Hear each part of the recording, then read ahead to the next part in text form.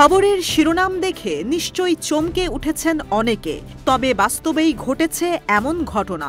সম্প্রতি নতুন দুটি কাউন্টি বা অঞ্চল তৈরি করেছে চীন, যার মধ্যে একটির অবস্থান আকসাই চীনে।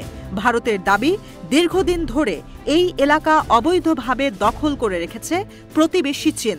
ভারতীয় গণমাধ্যম ডেকান হেরাল্ডের প্রতিবেদনে উঠে এসেছে এই তথ্য। চীনা গণমাধ্যম সিনহুয়ার বরাতে ডেকান হেরাল্ড জানায়, চলতি সপ্তাহে চীনের স্বায়ত্তশাসিত প্রদেশ উইঘুর দুই নতুন কাউন্টি প্রতিষ্ঠার ঘোষণা দিয়েছে। কাউন্টি দুটির নাম হিয়ান ও হিকাং। হোতান প্রিফেকচারের অধীনে কাউন্টি দুটি নিজেদের প্রশাসনিক কাজ পরিচালনা করবে, আর এর অনুমোদন এসেছে শি জিনপিং নেতৃত্বাধীন Central Committee of the Communist Party of China ও স্টেট কাউন্সিলের পক্ষ থেকে।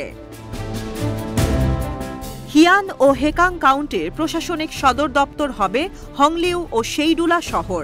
হিয়ান কাউন্টির বেশিরভাগ অঞ্চলই ভারতের দাবিকৃত ৩৮,০০০ বর্গ কিলোমিটারের বিশাল এলাকা নিয়ে তৈরি। নয়াদিল্লি এই অঞ্চলকে আকসাই চীনের এলাকা বলে দাবি করে আসছে দীর্ঘদিন ধরে। তবে জিনপিং প্রশাসনের এমন আগ্রাসী পদক্ষেপের পরেও হার মেনে নিয়েছে মোদী সরকার। বিষয়টি নিয়ে অবগত থাকলেও দেখানো হয়নি প্রতিক্রিয়া। উল্টো ডেকান হেরাল্ডকে নয়াদিল্লির সূত্র জানিয়েছে, চীনের এমন একপাক্ষিক পদক্ষেপ দুই দেশের সীমান্ত বিরোধের আলোচনায় কোনো প্রভাব ফেলবে না। ৫ বছর থমকে থাকার পর ১৮ ডিসেম্বর সীমান্ত বিরোধ নিষ্পত্তিতে আলোচনায় বসে চীন ও ভারত। বেইজিংয়ের প্রতিনিধিত্ব করেন পররাষ্ট্রমন্ত্রী ওয়াং ই। অন্যদিকে ভারতের পক্ষ থেকে পাঠানো হয় জাতীয় নিরাপত্তা উপদেষ্টা অজিত দোভালকে, যেখানে পিপলস লিবারেশন আর্মি ও ভারতের সামরিক বাহিনী লাইন অব অ্যাকচুয়াল কন্ট্রোলের সম্মুখভাগ থেকে নিজেদের সেনা সরিয়ে নিতে প্রাথমিকভাবে সম্মত হয়। আকসাই চীনের এই দ্বন্দ্ব কয়েক দশক পুরনো।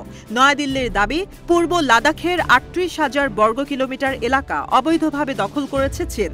১৯৬৩ সালে চীনকে সাক্সগাম উপত্যকার আরও প্রায় ৫,২০০ বর্গ কিলোমিটার এলাকা দিয়ে দেয় পাকিস্তান। তবে শুধু এখানেই থেমে থাকতে চান না শি জিনপিং। ইতোমধ্যেই দখলের পরিকল্পনা করা হয়েছে অরুণাচল প্রদেশের ৯,০০০ বর্গ কিলোমিটার এলাকা, যেখানে তৈরি করা হবে জাংনান বা দক্ষিণ তিব্বত অঞ্চল। পাশাপাশি হিমাচল প্রদেশ ও উত্তরাখণ্ডের ২,০০০ বর্গ কিলোমিটার এলাকা নিজেদের বলে দাবি করেছে বেইজিং।